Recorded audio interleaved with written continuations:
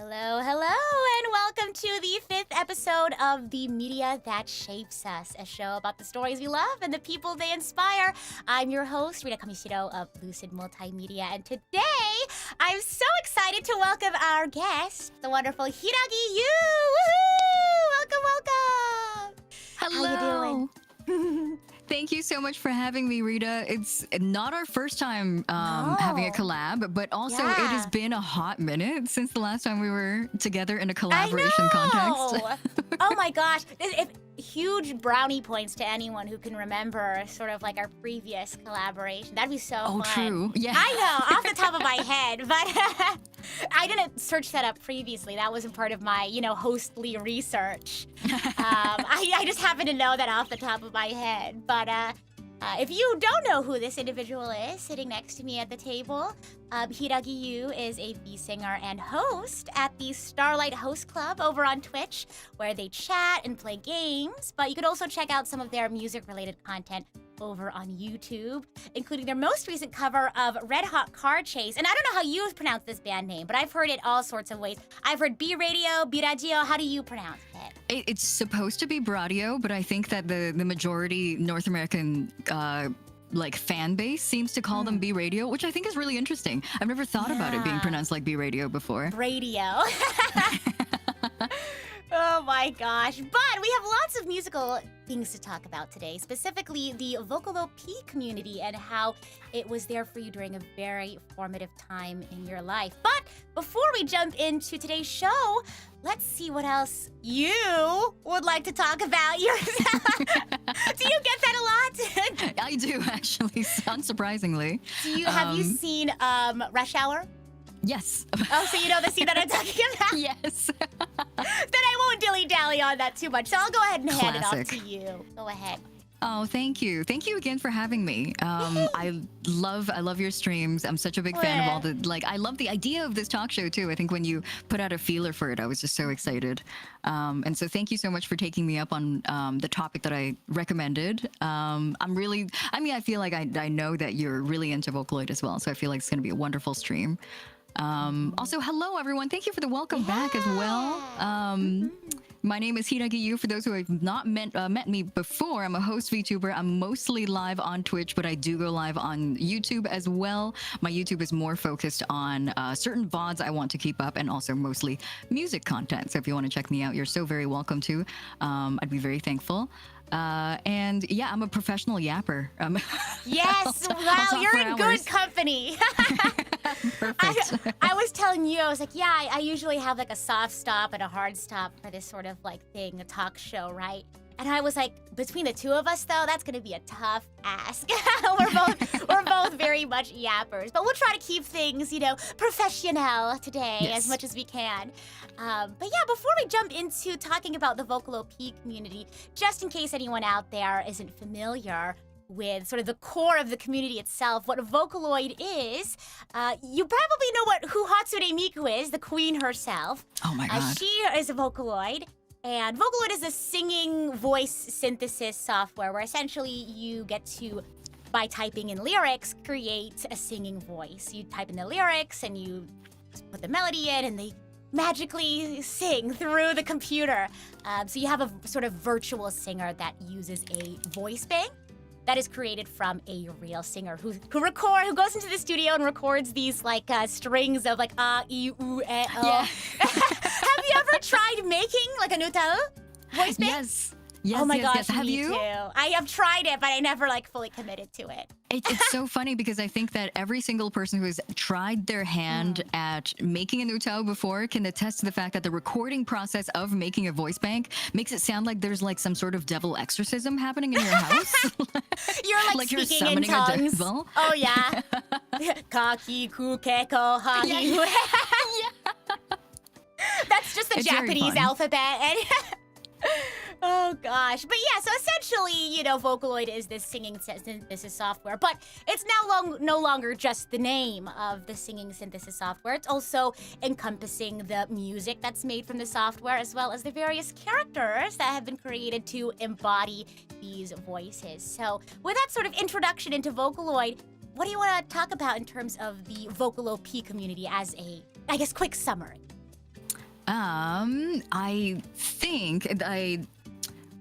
think that there's several aspects to this that like I feel really passionate about. I was telling Rita this before the stream started, but this is literally what just goes on in my head as like during downtime. Like this is just what runs around in my brain folds all the time. Is the beauty of like the Vocalo-P community. To be very specific, like Vocaloids are voice banks, and the Vocalo-P community, Vocalo-P community will specifically refer to the community of indie producers who make their own music and craft their own stories, and let these voice banks take the role of the vocalist in a lot of the songs that they write, and then this like sort of bustling creative community that is formed around it. I would say around like I don't think there is like definitively a start date to the Vocaloid community, but also I think it's like around 2008-ish is when it started getting very, very popular on Nico Nico Doga, I think more so than YouTube. And then it sort of like migrated its way to a more global sensation, I would say.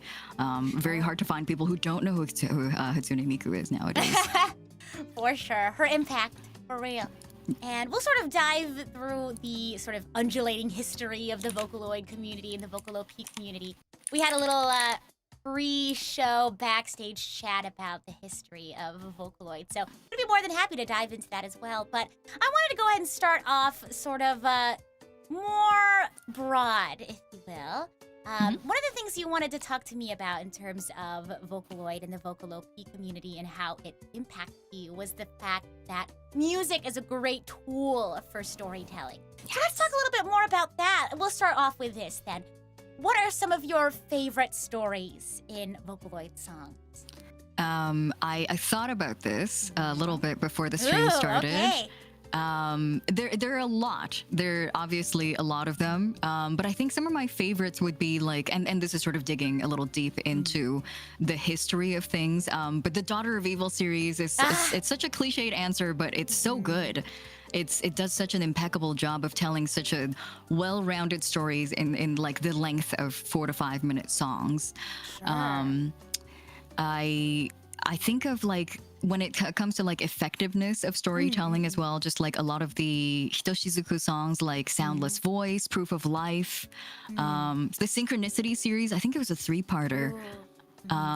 But yes, a lot of these like older works, I think that really, on top of being really great examples of storytelling, I think they also sort of changed the landscape because they came out and people were like, oh my God, you can do this. I think they pushed the limit in a way that made people go like, this is feasible. This is something that like we can do, that this is something that's possible when you're not, I think that like backtracking a little bit into the, mid to late 2000s, I feel like the idea of being a musician, being like a content creator was a very different beast back in the day. I think in 2026, content creation oftentimes ends up on like a lot of children's like aspirations list when they're in school. Being a celebrity back in the mid to late 2000s was something that felt like it was very out of reach. Being someone who created something that could affect the lives of others, that could like come out on a CD that you can hear on the radio, like all of that feels like it's very out of reach for the average Joe. And I feel like that like a lot of these videos that live rent-free in my head as like really great like examples of storytelling do that. They break the mold by telling people like you don't need to be somebody to create something amazing.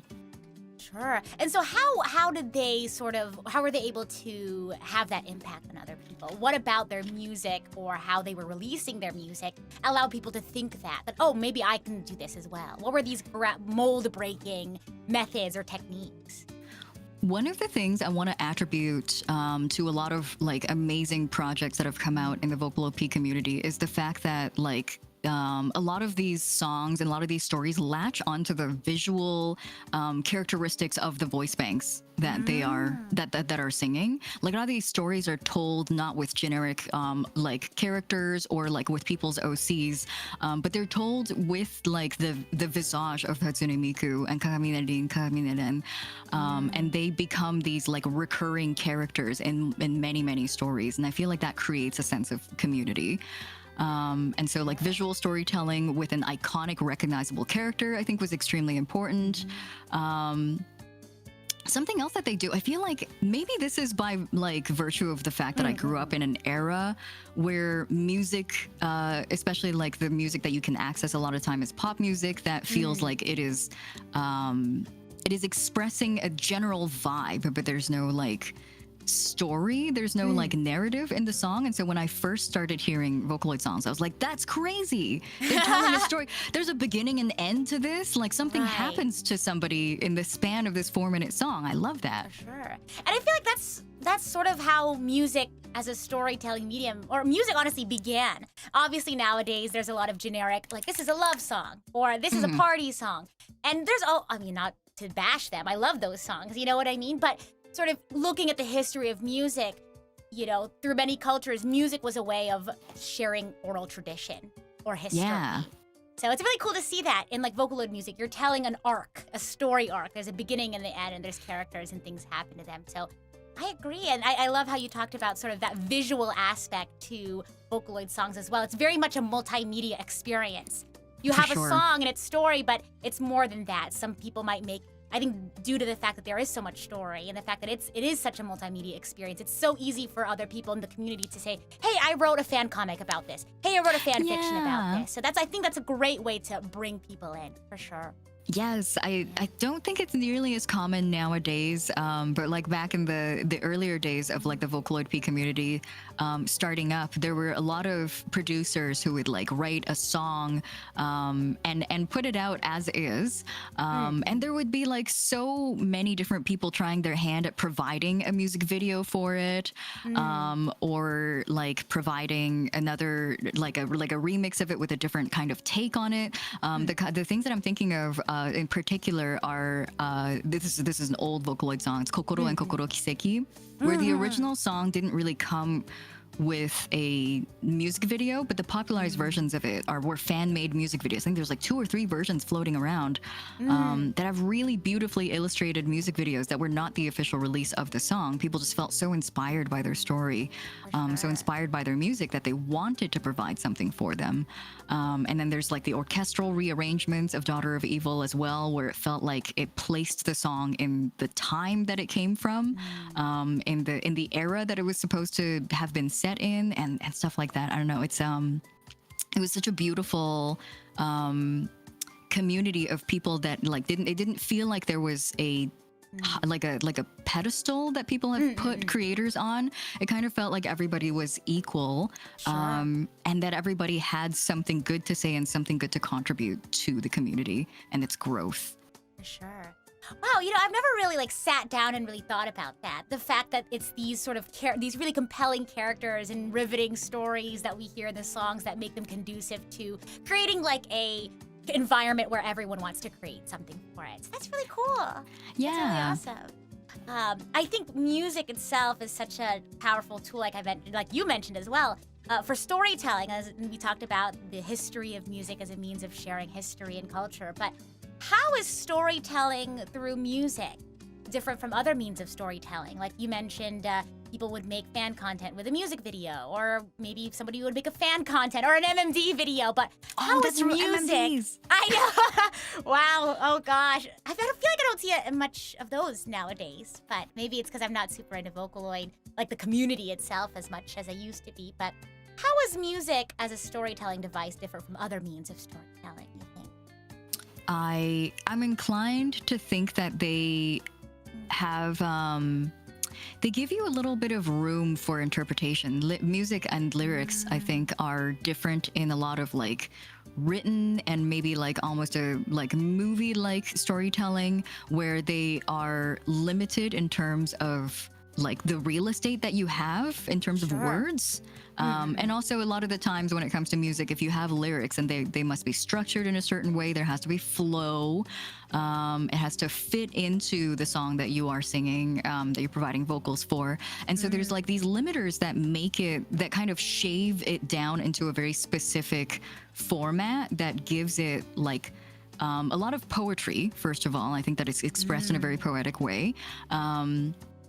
And then also it takes on a form that like gives people room to interpret things. Like maybe some parts of the story aren't specifically hashed out in the song, but like in your mind you're thinking about these lyrics and you have the chance to connect to them. You have the chance to sort of play out the story in your head, and for everybody it might be a little bit different, which is so interesting, which is what makes the music video, the fan music video, so interesting, because one person may have a very different idea about how the story plays out than another person, and they can communicate that through a visual medium.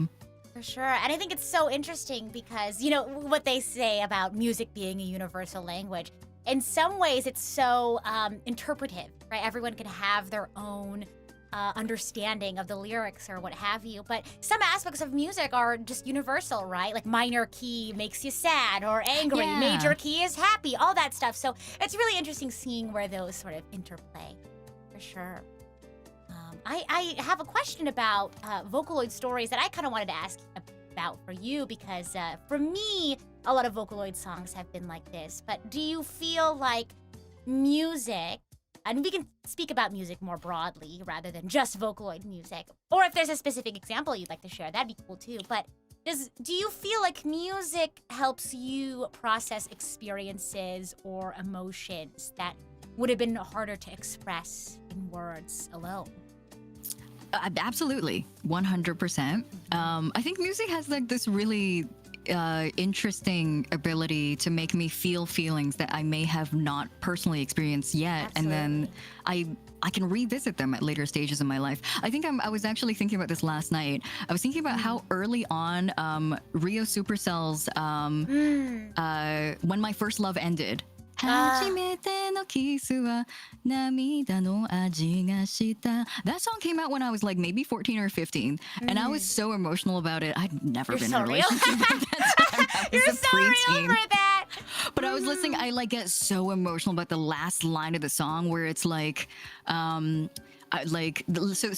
song tells the story of a breakup, of a first love that is ending, and the singer, she like gets on a train, and then in the bridge of the song she hears the bells blare that like are signaling that the train is about to leave, and she's saying like, let go of my hand, this is where our first love ends now. Thank you so much for your kindness, thank you for everything that's happened. I love you and I'll never see you again. And the very last line of the song is, I wonder where we'll be in our lives a year later from now. And like, I've never felt that way in my whole life. I was a 14-year-old. I was in high school. I was still in math class, but like I was so emotional about it. And then like, you know, years later now, I'm very like open about my age. I'm 33 I'm turning 34 later this year. Wow, that's so cool. I have now felt these emotions and I know where she's coming from, and I now experience this song in like a different way. But I think that the fact that I was able to like be exposed to this song so early on, and also, you know, various other songs that like go through the motions of an emotion and feeling in a situation I've never been in before, is like a really novel experience. I think that's really cool, because like it sort of goes back to that idea that you were talking about earlier about how songs have characters and they have story arcs and things like that. Because I feel like, obviously, like you mentioned, on one hand, you can experience things that you've never felt before, right? You have an understanding of what other people might experience, or maybe something that you might experience later on in life. But also, it's like, if you have trouble like feeling confidence, or you have trouble like getting yourself hyped up, maybe there's a song with a character that's sort of trying to hype herself up or getting excited. You can kind of adapt that character yourself. You can almost pretend to step in their shoes and try to, you know, feel that feeling as well. I think that's the beauty also, like to sort of bring it back into the realm of Vocaloid again. I think the beauty of having these characters like our favorite Miku, Kaito, Rin, Len, Meiko, all of these like very recognizable characters, is they are themselves and yet they aren't. And that's the beauty. Part of the beauty of it is that like Miku is Miku, but also Miku is everybody. For sure. There is room for you to place. You're Miku. You're Miku. I'm pointing at the crowd. I love that. There's room for us to be ourselves within these songs, because they are ultimately a voice bank and sort of like a blank slate for you to project yourself onto. Whereas any other character with any more definition to them, any more lore to them, feels like you're intruding on somebody else's story. But that's the magic of, and that's why I think people clung so so hard and so like, and they're so well loved, so, clung so hard to their image, is that these characters are simultaneously themselves, and yet they've been like raised and defined by the community. That is so cool. You are so cool. Pop off, pop off. Yeah, you're pushing my hyperfixation buttons. Good, Like, I'm leaning glad. on it fully. Actually, you're not even pushing it. You're like putting your full body weight on. This is my topic. Oh, wow. The moments in this show where I get to sit down and I'm just like, they're locked in. This is awesome. Like they're on like maximum overdrive. No, it's great. I love it because I'll just be sitting there like, man, that's awesome. No, what you said, I totally resonated with for sure. Because I don't know why the first thing I thought of was World is Mine. Like, you are her, you are Miku. Like, the world is mine. You know what I mean? I can be her. I can be the moment, you know? Yes, I can be little diva. Yes. But on a totally, like, completely different, like, flip side of that, I've definitely listened to, like, Vocaloid songs just to, like, make me cry. Like, maybe I, like, went through something and, like, for some reason I haven't, like, gone and, like, tried to process it yet. And like I'll listen to a Vocaloid song just to make myself cry. You know what Do you I have mean? ones off the top of your head that you can list out right now? Oh, for gosh. us when we are in the mood to cry. Oh geez. So this one was more so like I think this one I listened to, but there wasn't a particular specific like event that was exactly like it. But I think I think there was a similar experience where I was going through sort of a loss in a way. The song Saihate. I don't know if you're familiar. Yeah, oh my gosh. So that's a song that's more very specifically about losing a loved one and, you know, wondering if they're, you know, maybe one day I'll get to see you again, you know, on the other side. That's a really and good things one. like Wow. that. But even though it's a very specific, you know, topic, losing a loved one, I think I really resonated with the idea of like grief or the idea of loss in general, because that doesn't have to necessarily be a person. It could be like maybe a friend that, you know, maybe moved away and so you stop being friends just because, you know, that's the nature of life, right? You know, as people sort of naturally move apart. So I think I was just like, you know, I think I was like a kid. I was a kid, you know, elementary school listening to a song about like, you know, a lost loved one. But I feel like it was very, you know, necessary. It was very a good way for me to understand these very heavy topics that are difficult for like young children even to think about, or even adults, right, to think of. But in a way that's very thought about that. digestible. That's so. I love that song. That's such a good example. Saihate is such a like heart-wrenching song. For sure. And it just makes things that are so difficult to think about, or like you don't want to think about bad things, right? It's just hard to do. But having music that sort of talks about these things helps you digest them more. I actually recently released a song like that. Yeah. Oh, what is it called? It's called Like the Snow. It's a fan song actually for Honkai Star Rail, but I really wanted to talk about grief and loss through, again, a very understandable, digestible topic. So yeah, not to make this about myself. No. Oh my gosh, we're on your channel. You are the moment. Oh gosh, I'm her. The world is mine. Yeah. But to sort of move away from this topic a little bit, still sort of in the realm of music as storytelling, I wanted to talk a little bit about this idea that you brought to me about how polish isn't required for a compelling story. So I wanted to ask you, again, to sort of bring it back to Vocaloid for a second, what are some examples of Vocaloid songs that are sort of quote-unquote imperfect, but you still thought was emotionally powerful? Ooh. There's so many. One of the ones that I'm thinking of, I guess, you know, I feel like polish is an ever evolving word. For sure.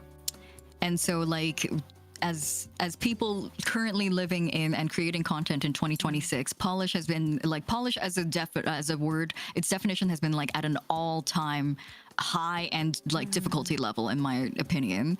Sure. I feel like there's a lot of invisible expectations from a lot of content creators about what they're putting out. And so like polish is definitely an ever like evolving word, but also at the same time, like a lot of the like these songs that have like kind of a legendary status. This is kind of an interesting tidbit actually. Go for it. On Nico Nico Doga, Vocaloid songs that have reached more than 100,000 views are called. I gotta remember what exactly they're called. There's a term.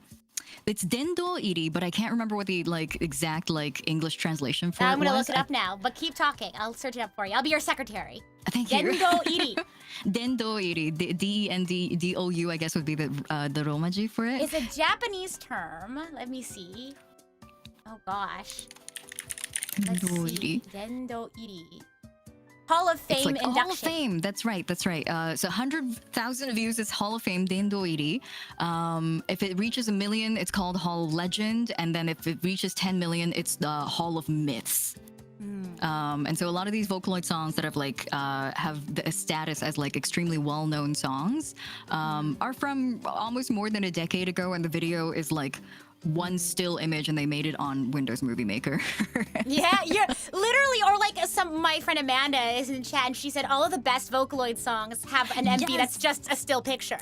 Amanda, yes, you're so real for that. Yes, I was about to say the exact same thing. You're so real for that. And that's the kind of like the kind of like quote unquote polish I'm talking about is you can choose to put as much work and put as much budget as you want to into a project, but the magic of a lot of these projects and why I love them so much is that a story is told no matter what. You can choose to put one piece of art onto it. You can choose to put like a blank background with just the song title. I'm trying to remember. There's like definitely a couple of songs like that in my like favorite songs. I'm gonna log into Nico Nico Doga. Yes, no, for sure. Well, while you sort of search things up, I can sort of talk a little bit about you know, this concept of polishing artwork or polishing music before it goes out. I think a lot of people, not just in the Vocalo-P community, but in just the music content creator sphere in general, a lot of us sort of, we feel compelled to put something out that's like, oh, we have to have a fully animated music video with all of this art, you know, has to be like fully tuned, timed, mixed, mastered to perfection. But I feel like, yes, there's a time and place to show off your mastery and to show off your technique. And that's an amazing part of art, right? Is that people study this stuff for years and perfect their craft. And I think there's definitely value in that. But there's also value in sharing your story, having fun, sharing something with the world to learn something. You know what I mean? And I feel like if you are so afraid to post something until it's perfect, until you can get it out, you lose out on the opportunity to share your story. Yes. To share more story. You know what I mean? 100%. Yeah. For sure, I feel you. Sure. I think that's that kind of fear too. It makes me sad more than anything because I feel like that kind of fear is very rarely like it very rarely originates from the self. I feel like a lot of it is like comparison and seeing what is going on in the community. I make it a really big point in my community to encourage people to go out and do things regardless of if they think it's good enough or not. I've had a couple of really like lovely streams where we all just like look at the things that we're proud of. It doesn't matter if you're proud of it because it's done well in the eyes of others. I hope that it's something that has satiated you and your curiosity and your creative drive, because I think that's what matters the most in the end, is that you went out there and you made something exist, and it didn't exist before and you made it exist now. I think that's an incredibly admirable thing, and I think more people should get into it. For sure. And we talked a little bit about this before the stream started, us being yappers. We started the show before we went live. We talked about how, as you know, content creation has become a lot more accessible. Like anyone can like pick up anyone can download OBS, or anyone can like download CapCut or whatever. As it's become a lot more accessible, which is great, right? You know, a lot more people should have the opportunity to create as well and to share their art. I think along with that, there's also been this expectation that a lot of our art, like we had been talking about this entire time, has to be polished or has to be high production. You know what I mean? So, I don't know. Yeah. How do you... I have I'm go not ahead. sure if this is something you would. Don't worry about it if you don't want to do this. I managed to pull up one of my favorite old Vocaloid songs. It's from Mitchie M, who a lot of you guys might be familiar with. Yes. We all love Mitchie M. Mitchie M, being the brilliant producer he is, you would not have expected that one of, I think this is like his third or fourth song. I'm gonna send you a screenshot of it right now. This is the music video. I love Freely Tomorrow. It's a stock picture of Miku on a pink background that says Freely Tomorrow, and then that's the entire music video. That song slaps. It's my favorite song from him. Absolute favorite. It came out in 2011, and this is kind of like polished thing that I was talking about, is that like a story can be told, like a creative work can tell its story and can make its point heard, even if it's not excelling, if it's not a 10 out of 10 in every single aspect, even though like, you know, we're inclined to worry about it, but. And like we were talking about earlier, so many people have gone in and like created like auxiliary works off of it. I'm pretty sure Freely Tomorrow has like a fully animated music video. Oh now. yeah, and there's so many MMD videos and fan dances. It's Yeah. done so well for itself. So like, don't wait to share your story and share your music and share your art, you know, because it'll impact people, and it surely has. This has for sure. So, yeah. Tell your story is the moral of this story. yes, exactly. Oh gosh, but sort of moving away from this topic of music as storytelling. Unless there's anything else you wanted to talk about. No. You know, I mean, if we end up touching on any topics that like plop us back in here, then awesome. For But for sure. now, I think that was all I wanted to say.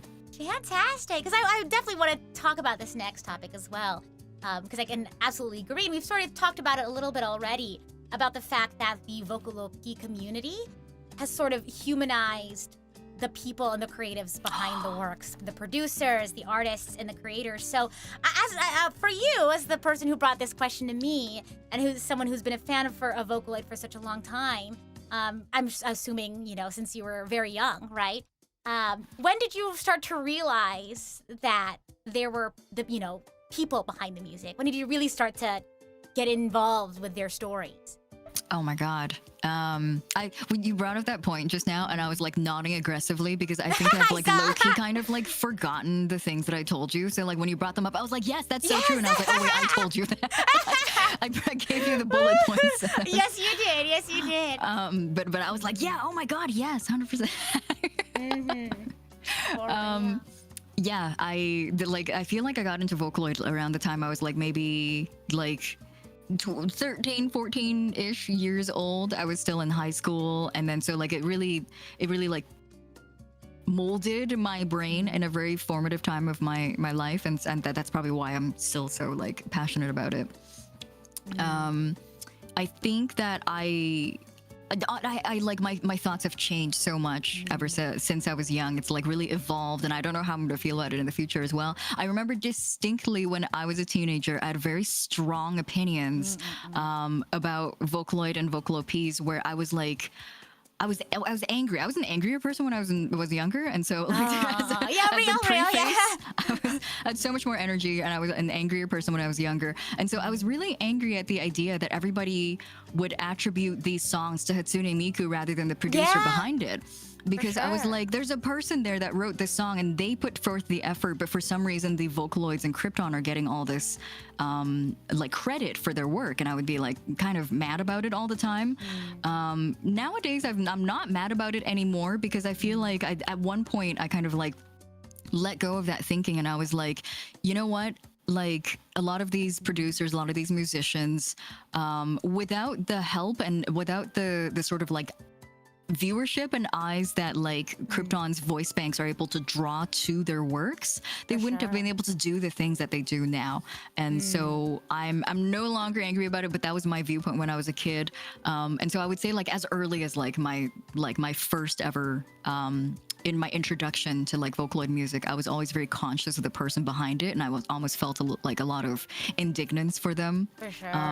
Maybe a little bit ill-placed. I feel like I was a little small-minded when I was a kid, when I was angry about this. But also my anger didn't go anywhere. It was just me like sitting at home going, like, nobody knows that this song's written by Rio Supercell. They all say Miku, you know? Yeah. No, I totally get that. I totally get that. And it's interesting to sort of compare it to mainstream music as well, because I can understand where that anger comes from. I totally get that. But we don't have that same sort of anger, or we don't have that same sort of way of thinking when it comes to mainstream music. Like, you know, when like Lady Gaga sings a song, or like Beyonce sings a song, like you don't think about the one who produced the song or the mixed or mastered exactly. it. Not saying that they don't deserve the spotlight. They absolutely should. You know, they should be respected and praised for their hard work. But, you know, I don't know. What do you have to say about that? I was gonna say it's like the exact same thing that like I'm really conscious of ever since I was a youth as well. Is this like idea that like music as an art form is very different from music as a marketed commercialized as an industry, thing. yeah, exactly. And like I need to make peace with myself being someone who like sort of straddles a little bit of both of those worlds. Oh, for sure, yeah. Because like it's so much easier to market one person and one identity and say that this song is from them and by them, rather than to be really transparent about it, to say like, yes, this one person sang this song and performed it, but also did you know of the 60 other people who were involved in this production? I really love the VTuber community, and I love the Vocalo-P community because of the fact that it hasn't lost the spirit of like crediting and appreciating the people who are behind these projects. I think we do an incredible job of it, and we do probably a better job than any other industry and any other community. And every time I see it, I'm always like, I'm so happy I'm here. I'm so happy I'm creating content here, and I'm seeing everybody create content here. Yeah. It's so magical. I love it. How I feel like it feels like to me is that like not everybody who listens to a song is gonna be like an aficionado. Not everyone's gonna be a music head. You know what I mean? Some people just turn the radio on as they drive, and that's sort of how they consume music. Yes. But for some people, it's like they love, you know, who mixed this, who mastered this, like who wrote the lyrics for this, right? And some people like value that, like they'll follow a lyricist, they'll follow a producer. Like I have a few producer tags that I love. Like every time I hear the incoming music tag, I'm like, yeah, Dem Joins, let's go. I'm like, yes, this is gonna be a banger. I love this. But like it's almost like with video games as well. Like how some people are like, I like Nintendo games, or like I like, you know, RPGs. Not everyone's gonna be like, oh, you know, I love this composer. They're the one who's like doing the music for this game, so I have to play it. You know what I mean? Some people are just like, okay, well, I like the Legend of Zelda series, so I'm gonna play it. Yeah. And it's sort of like how you were saying, that's sort of like how music as an industry, or how games as an industry works, right? But that brings eyes to the product, and that brings eyes to this artwork that so many people are putting their hard work and effort into, and giving them an opportunity to create and share their artwork. So I get you sort of finding that piece. Yeah. Balancing music as a industry versus as an art. Yes, it's like I think at this point in my life, I'm very like I know where I sit, and I know where I stand and what I feel about it. As a young, like when I was younger, I definitely had stronger feelings about it, and I sort of like I feel like also like that's just a byproduct of being a young person, is like there is sort of this black and whiteness to the world where I feel like I have to sit on one end of the spectrum and not the other. For sure. Yeah. That's how I felt about it in the past, but like it still stands that I feel like without the power of a lot of these voice banks, we wouldn't get the opportunity to find out about a lot of these producers and say, I'm a fan of their music, I want to follow their work. It still like effectively puts the spotlight on them, even though there may be a lot of misunderstandings. Like it still achieves that effect of putting the spotlight on the producers, on the people who are putting in the work, and I love that. For sure, and I think that could absolutely apply to like utaites as well, right? Yeah. Like there's so many like singers now, like popular sort of like J-pop mainstream singers, like Ado, like to just have one Mafu that's Mafu, right, yes. like people like that, like who started off as utaites covering Vocaloid music, right? Or covering, you know, other popular J-pop music, and because people have found them through, you know, covering other people's work, or, you know, covering a Vocaloid song, or like a new Miku song or whatever, they were able to be discovered by, you know, the mainstream audience as a whole, and now they get to sort of share their art in a larger scale with their own original music and things like that. Yeah, that's so like it's a community, and it's a relationship that sort of like loops in and out and folds in on itself a lot, and that's like, it's beautiful to see. Yeah. So how else does the Vocalo-P community humanize producers and artists and creators? Do you think there's an aspect, we touched on this a little bit, so maybe we can talk a little bit more about it in depth, but how does community engagement, things like fan art, remixes, covers, contribute to humanizing these creatives? I think that one of the funnest things about this community is that the producers oftentimes are like they're not like mysterious, and they're not like it's not like they don't exist in the community. They're very much part of it, and I love like people especially with like the rise in like social media and the usage of social media. I know a lot of producers who will like very intentionally either quote retweet or like feature a lot of fan work on their platforms just to be like, because I think that's a universally joyous feeling to have somebody engage with your work and put effort into it, and like put like an amount of effort that is like no small feat. And so I feel like that the fact that they're like so transparent and so open about their joy as well. One of my favorite people that I follow on Twitter is the voice provider for Kaito's voice bank. Oh, I love him! Kaito's father! Yes, he's so fun. Now the Fuga, I think Fuga Naoto, he is so fun. He will regularly quote retweet things about Kaito, fan art, songs, fan work, and then he'll always be like, "Oh my gosh, my son is so handsome. I love my son." He's so fun, and I feel like that's the kind of like bridging the gap and the humanizing of a lot of like creators and people that we thought were this like unreachable entity that we'll never get to interact with, but that they exist on the same plane as us, and they're so open and so happy to engage with us. I absolutely agree. Like this fan or this sort of celebrity, almost quote unquote, right? This person that you normally would be put on a pedestal, right? Is just a fan, just like you. Yeah, they're as excited and as happy about these things as you are. For sure. I love. That's oh my gosh! so Thank you so real. much for linking his account. He's so fun. Yes, the one video that I always think of is the Kaito birthday video where he just walks around his house singing "You are so beautiful," and his house is just covered with Kaito like merch.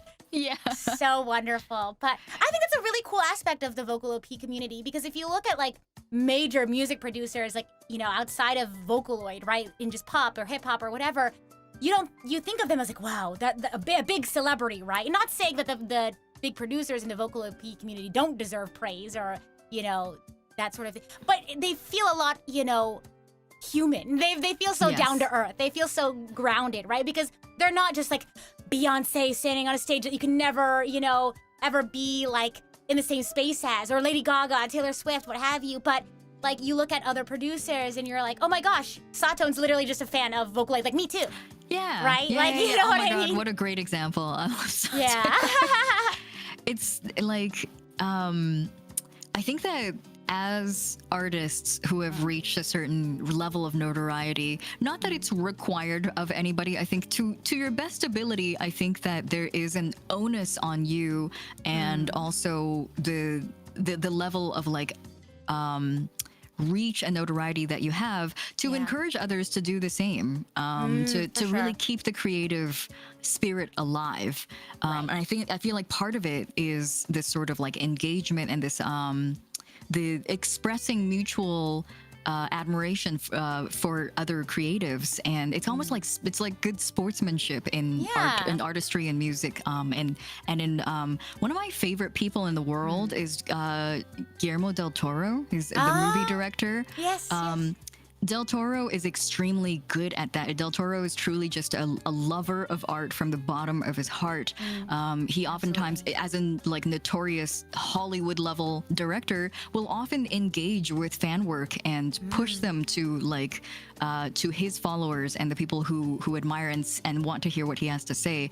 And he's constantly doing this, and he has just a very like passionate love for the arts that I really admire. And I feel like whenever someone has reached a level of notoriety where you're almost like a household name, it's such an inspiring thing to see them give back by encouraging more people to do the same and saying like, you could do this, we could all do this. I'm not special because I'm, you know, working with Hollywood actors. I started out the same way you did. Right. For sure. And to sort of segue into this last topic that we have for today, this environment that's sort of been created and fostered within the Vocalo-P community, of sort of encouraging other people to create and rising and lifting other people up and just showing other people like, hey, I'm just like you. I'm a fan just like you. I started off not doing so much and learning throughout the process, and you can do it too. I think I definitely see now, sort of as we've talked about it, over the course of this episode, how discovering the Vocalo-P community helps you understand that maybe I can reach my dreams. So I want to talk a little bit about that, jump back to that topic that we touched upon at the very beginning. How distant do you feel like your dreams were before discovering Vocalo-P? Like, why? I feel like it's a lot of the times it's it's an assumption. At least in my experience, a lot of the times there are assumptions. You look at something really beautiful, you look at something that you want to be able to make it one day, and the gap between yourself, or rather I should say that you see something really admirable, and like I feel like when I was younger, it didn't even register in my mind that I could be doing these things. Like if I went back in time and showed like 11-year-old me what I'm doing now, they'd be like, what is, For sure. How? And so like a lot of these things just comes down to like pulling a lot of these things down into the realm of the feasible and going like yeah, okay, so you've seen a music video and you've heard a song. Here's somebody who is probably in the same position as you. They're sitting at home, they're on their PC, they've bought this software called like Hatsune Miku from Krypton. They've installed it. And now they've made a song, and guess what? Right. You can do that. That's well within the realms of your ability. And like the screenshot that I sent you of Michi's Freely Tomorrow is like he wrote the song, he tuned it, he like released it, and then he was like, I don't have the means to create a video for it, so it's a hot pink background with the text Freely Tomorrow on it, and then he just pastes the stock Hatsune Miku art on. Oh yeah, fun fact as well. Oh, okay. For the generation of Vocaloids that we're all familiar with, the like Miku, Rinlen, the OGs. The OGs. Krypton actually made their official artworks completely free to use for like any kind of commercial basis. It's in the Creative Commons basically, because they realized that so many people would be making music and they would need some sort of visual to slap onto it. And so they were like, yes, it's free to use. Where like it has a creative license for everybody to use. You don't need to like pay us royalties. You don't need to this doesn't need to be some sort of like, if you use the visage of Miku anywhere in your work, basically, it doesn't have to belong under Krypton, which I thought was a very cool cool move. For sure. I think it's so fun to think about how, when you first start listening to like Vocaloid music, or sort of when you start this foray into the creative community, it almost feels like, oh my gosh, I could never do that. Like, oh my gosh, look at all these amazing creatives. It sort of reminds me of a moment in my career as a content creator. It was just after my friend Luto Araka, released a cover of Suki Kirai. Oh, and I remember hearing, I remember I got back the first mix of the song, and I remember just like tearing up because I was like, man, little Rita would be so stoked listening to this right now. She would be so stoked that I'm doing this music, making this music, that like I can sing well, I can put together this project, I can make music with friends, and it was just such a wow moment, and it wasn't just like I suddenly got here, right? At some point I picked up a Blue Yeti, right? Plugged it into my laptop, right? I didn't have like the craziest setup, but I made art, and I started it, and I worked my way to where I am now. And I think being able to see that happen in real time on like Twitter or Blue Sky, whatever you use, Instagram, whatever, you see all these producers sort of talking about their process and their journey. It feels a lot more accessible. Yes, Sure. I agree with that. I think that's something that like I feel like I see a good amount of, but I don't see enough in the community, is this transparency about like where you come from and the journey you've been through. I think that that's not really an intentional thing. I don't think anybody means maliciously by it. But the nature of VTubers is like we sprout up from the ground. Like we were born yesterday, and then like I had 10, 11 years of experience doing stuff, you know, just working at it at my own pace before I became a VTuber. And so like, God forbid, I would really hate it if someone was like, oh, these VTubers just sprout from the ground and they're good at everything and they know how to do all these things. Like, I want to be transparent about, like, after every cover release, I try to do a stream where I just like go into the back end and like I lift the curtains. I'm like, this is what happened. This is all the goofy things that happen in the background. And this is the steps that we took to make this a reality. There's really no magic. There's no smokes and mirrors. It's all things that you can do. If you start now, if you start today, it's like, it's all very feasible. I want to pass down that kind of thinking, because God forbid anybody sees stuff like this and go like, oh, I'll never do that. It's like, yeah, no, you will. You will. Like, you're not going to do that tomorrow. You're going to do that eventually, but not today or tomorrow. You'll work towards it, for sure, for sure. Yeah, and plopped into the world, exactly. Like, we spawned, and that's the scary thing about, I feel like that's the scary thing about a lot of like corporate VTubers is they spawn and they're backed by a decent budget as well, and then they do these really amazing things, and it makes them feel even farther out of reach. There's like the lovely thing is I've been seeing a lot of corporate VTubers start going into their processes and showing like behind the scenes how I mix this. Here's my raw recordings. Here's an acapella. I feel like that's so encouraging to the community, and I love seeing people give back that way. For sure, because like usually like when it sorry, my camera just busted. There you go. I was like staring so wistfully into the sky for a little bit there. No, I get that, and I think like, you know, people see celebrities and they don't see like the 10 years they were, you know, in idol training, or you know what sort of village that they have, you know, of people working like around the clock to make sure that they look polished and perfect and what have you. And you know, this sort of thing really does take a village. And you know, in terms of the Vocalo-P community, that community is that village, right? Like you said with Mitchie M, like, you know, at first could only make a simple text music video, but you had fans coming in and making, you know, MMD videos or animated videos, and those in turn sort of helped Mitchie M become part of the sort of like, I don't know, the public consciousness, if you will. So it really does take a lot of people. It's not something you do alone. Exactly. And the community of it it's so beautiful to witness, and it's beautiful to see that it's lived on. What is it, 2026 right now? And if we go by like my very rough math of 2008 being sort of the time that the Vocaloid community has sprung up and become more active, that's like nearly 2 decades of people just encouraging each other to create, to further their art, to further their craft, to pick up a new skill as well. A lot of people are inspired by what's going on in the community, to like yourself, like what you cited earlier, buy a Blue Yeti mic and start recording. You get that first track in the DAW, and that's where it all starts, and it will not stop after that. There's just so much symbiosis, I think, in the community, because where I feel like in mainstream music, it's, you know, the artist provides the music and the art that people really enjoy, and then obviously the fans like support the artist, right? And that's sort of that cycle. But when it comes to like the Vocalo-P community, for example, you know, not only does that sort of interaction exist, right? There's also the aspect of fans, you know, again, creating music videos or creating content that helps a producer's artwork or their music get to more ears. But also, like, a lot of producers share their experiences, share their behind the scenes, like, you know, maybe mentor other producers who are just starting out.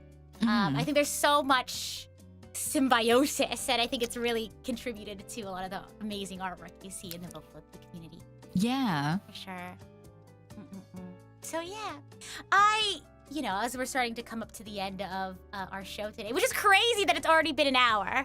I'm telling you, that felt like 30 minutes. Of course, if anyone has any questions in the chat for the lovely you here that we have today, please let us know in the chat. We'll go ahead and take a look at them, and we'll ask away. But before we jump into the Q&As, to kind of give everyone time to type out their questions and hit send, if there's someone out there who is a new member of the Vocaloid community or the Vocalo-P community, what are some, I don't know, what's a piece of advice you want them to know? What is something you want them to know about the community and about its impact beyond just its music? Oh my God. Someone who is new to the community and what I would like to them to know. Yeah. Okay. I'm gonna have to think about this for a little bit. For sure. Please take all the time you need. Do you have something you want to say? Goodness. A new member to the Vocalo-P community. Don't forget to have fun. Don't forget your story. Aw. Don't forget what you want to do with your art. You know what I mean? Yes. Yeah, because I think a lot of times, you know, we get caught up in things like the algorithm or like trends and things like that. And well, that's fun, right? To sort of follow, and you know, there's a certain aspect of business sense where it's like, okay, maybe I should think about, you know, using the specific Vocaloid or hopping on the specific trend so that more people can see it. Obviously, there's an aspect to that. Like, yeah, sure, do those things that put you in front of more eyes. Absolutely. Like, I can't tell you to not have good business sense, but don't forget why you create art and the stories you want to tell, right? At the core of it, like, that's you gotta make music that's fulfilling to you. Yes. To ride the That's why you're coattails here. of your message a little bit, because I For love sure. it. It's something that I talk to my community about relatively often. Is one of the things that makes me like if watching Guillermo del Toro really like waters the like beautiful plant that is like my love for creativity and art in my heart, then what makes it really wilt is this like it's relatively recent, this like recent idea of like quote unquote, and I don't like this word, I don't like the word flop. It makes me, it like really does like put a damper on my day when I see people that I admire or artists that I really respect go like, oh no, I worked really hard on this thing and it flopped. And part of why I'm really sad about that concept is exactly what you talked about just now, is that there is, I feel like at the core of a lot of artistic pursuits should be yourself and why and what you want this something to be. You're about to bring something into existence that never existed before today, and I would hope that you're bringing it into existence and you're birthing it into the world because you want it to exist and you love it and you simply want to see it, rather than something that you're bringing into the world because you're like, I think this will really catch eyes. I think people will really like it. Again, there's sort of an anti-business sense to this sentiment. It feels almost like going against the grain of like, you know, you don't have to care about the numbers of the algorithm. They do matter. But hold on to at least a little bit of that at like the core of you as a creative is, do you want to see this, or is this something you think everybody else wants to see and you don't really hold a lot of passion for it? Yes. Oh, underline, highlight, bold, italicize that. Like, you obviously have good business sense, but never stop fighting for yourself, for your art. There's definitely lots of moments in my creative career where I had to be like, yeah, sure, this would probably make this a lot more marketable. You know, maybe choosing a genre that's more mainstream, that a lot more people will understand, right? Like maybe if I, you know, do this, it's more palatable to people. It's easier for them to understand. But I was like, you know what? I gotta push somewhere. I gotta stand my ground somewhere, and you know, it's sort of paid off. Not in terms of like, oh, we got so many streams or got so many. It paid off in that I'm proud of what we made. I'm proud of what was made. You know what I mean? Yeah. For sure. It's what will really, like, coming from an old fart. That's me. I'm the old fart. Coming from an old fart who has had like I've been doing this for so long, and after so many years, you look back on a lot of this stuff that you've made, and what ends up like fading away with time is really actually truly the numbers, and what really lingers is the impact that you were able to make on others, the kind of connections that you were able to make with others who felt the same way about your work. And they don't need to be abundant in numbers for you to have felt their effect, have felt their inspiration. For sure. I just thought about something in terms of like advice or things to tell a new sort of producer or creative or artist entering the Vocaloid community. But honestly, I feel like this could apply to any artist or producer or creative. I highly recommend, and I don't know if this might turn into a hot take, but like know know what you are making. Like know the environment and the history of what you're making. Does that make sense? Like I've talked to so many musicians, singers, I guess specifically, as myself being a singer, who I'll ask them, who are some of your favorite artists that you listen to? And like can't name one.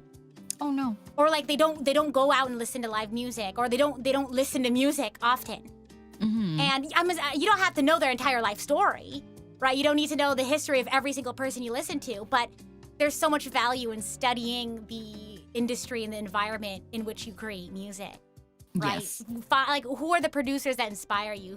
What are the sort of music that inspires you? And it's so easy in the Vocalo-P community, especially, to be able to like take it all in, right? You know, to even be able to interact with the people who inspire you to create music, right? There are so many times where I've reached out to someone in my industry saying, hey, like, I want to learn more about, you know, this specific aspect of the industry. If you have any time, I'd love to ask you a couple of questions. You know what I mean? I don't know, maybe this is a hot take, but it was baffling to me that there are dancers out there who don't have a favorite dancer or don't have dancers that they are inspired by. Or, you know what I mean? I don't know. Yes. No, what are I your get thoughts it completely. This used to be one of my favorite quotes. I feel like I've I still hold on to it. I feel like I don't like parrot it as much anymore, but I still really very much believe in it. And it's that art cannot exist in a vacuum. For sure. It's this idea that like inspiration has to have come from somewhere, and rather than like rejecting the influences of the people who came before you, I think taking your precedents and learning about them and learning about where they came from is never a bad thing. For sure. Absolutely. But as we sort of transition into this outro Q&A section, and you all are more than welcome to ask questions about you themselves as well. It doesn't have to necessarily be about Vocaloid. Is there anything else you wanted to talk about on the subject, or maybe not the subject? You know, if there's any fun projects that you're looking forward to, anything you want the audience to know today before we start to wrap up? Oh, great question. I just opened the door to the whole world. It can be anything you want. The Pandora's box. For sure, for sure. I mean, very similarly to Rita, I will periodically release music as well. And so they're going to pop up on my channel. I don't think there's anything within the horizon right now. I have a couple that are being just like finished up and polished. And so I'm sure they will start to exist sometime in the next month or so. For sure. So that you know what that means, guys. You gotta go hit that subscribe button. You gotta go hit that follow button so you know when it's happening. You're also on Twitter as well. Oh, yes. Is that correct? You're on Twitter as well? Oh, yes, I am on Twitter as well. Yes. Sorry, continue. I interrupted you. Oh, no, that's okay. This was pre-stream. This was like before the stream started, okay. Where you were like, I really like your model. I love the colors. And thank you. I appreciate it. You're like, keep I love saying my things. model as well. My model, I've been using it ever since I started VTubing in 2021. And so this has been the same model I've been using for nearly 5 years now. I've been like dropping hints and talking to people about it here and there, not to an official capacity, but my community has like heard me hint at this for the last few months. But I may or may not have a new look sometime this year. Optimistically in the springtime, but obviously it depends on how fast I can manage to work on things, because I'm a doer. I'm a do it yourselfer or do it myselfer. Sure. And so it depends on how the development timeline will depend majority on me. But I might look a little bit different sometime this year. Keep an eye out.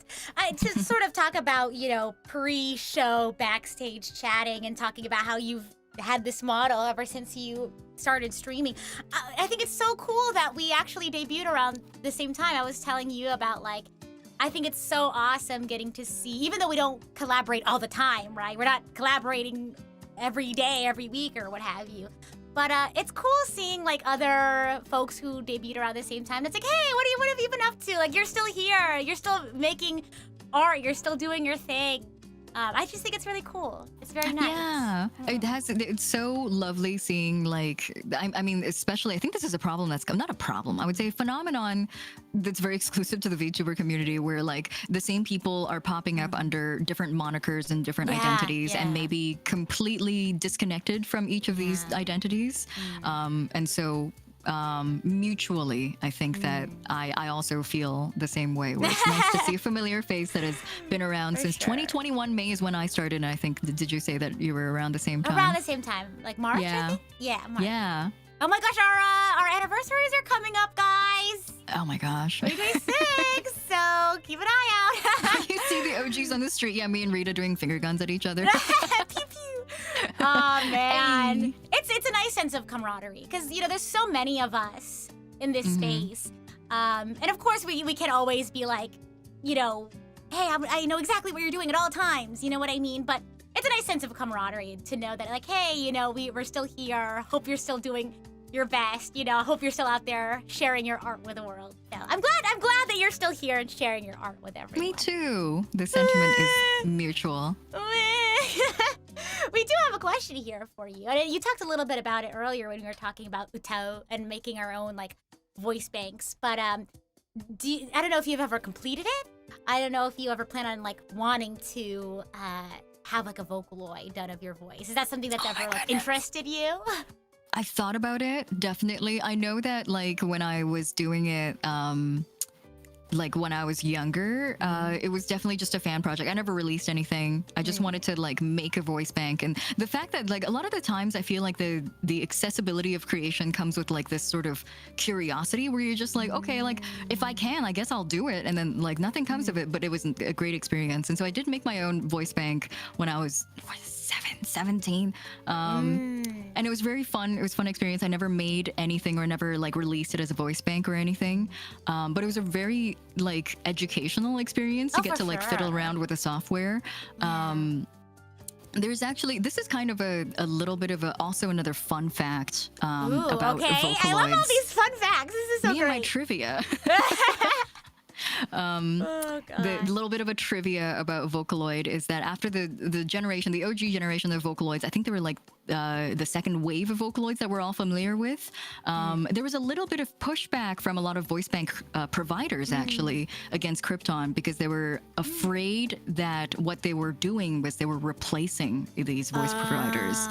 These voice banks are effectively a way to like get this celebrity to sing whatever they want and no longer have to hire these human voice providers. And so after this wave after like the Miku, Len, Rin, and Kaito wave of Vocaloids, Krypton started to shift their focus and started to create voice banks for character voices instead.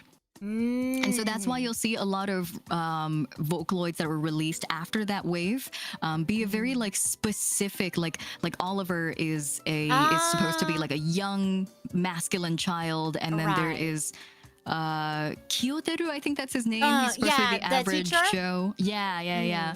This like average Joe teacher, like almost like a fatherly voice, and then they're really trying to tap into character voices because they wanted to like stray away from this idea that they want to replace celebrities, because they were like, that's not what we're doing. Voice banks are to make things more accessible, but never do we want to ever like replace a living person. And it's definitely its own thing. You know what I mean? It's its own medium. Like there's never gonna be like not a place for like a human voice. You know what I mean? Yeah. Yes, exactly. Yeah. But I think that's all the questions we have here today. So, if there's anything else, last call. I don't know why I was thinking like champagne call. No, I was like, when you were bringing up your fun facts, I was like, wow, you must be so fun at parties. And I was like, well, you are a host, so I feel like it comes with the job, right? Being entertaining and being a conversationalist. But I had an absolute blast today. I hope you did too. I did. Thank you so much for having me. I really appreciate it. Yeah, and if there's any last things you want to share with everyone, the floor is yours. Nothing sort of like extremely exciting, but I am streaming tomorrow. Yay! What are you streaming? For context, I had like weekly Sunday streams for about 4 years. And then I couldn't keep up that schedule anymore. And so unfortunately I had to put an end to my weekly Sunday, we called it like breakfast and gaming streams. I had to put an end to it about like last year, July-ish. I'm bringing them back in the limited capacity. And so I might do 1 or 2 Sunday mornings every month just so I can handle having a personal life and also stream on Sundays as well. And so tomorrow is going to be our first like the kind of a revival of our breakfast streams, which they tended to be very popular in my community, I think, because they came at a very convenient time. It's Sunday, it's a day off for everybody, and I get to bump into all the people in time zones that I don't usually get to see. So I'm very excited to bring it back. Nice. Well, everyone, please look forward to that. And don't forget to subscribe. Check out Hiiragi Yuu on YouTube, Twitch, Twitter. And thank you all so much for watching today's episode of The Media That Shapes Us. I am once again Rita Kamishiro, and this has been Hiiragi Yuu. Thank you all very much, and have a wonderful rest or a wonderful rest of your day. Thank you. Take care.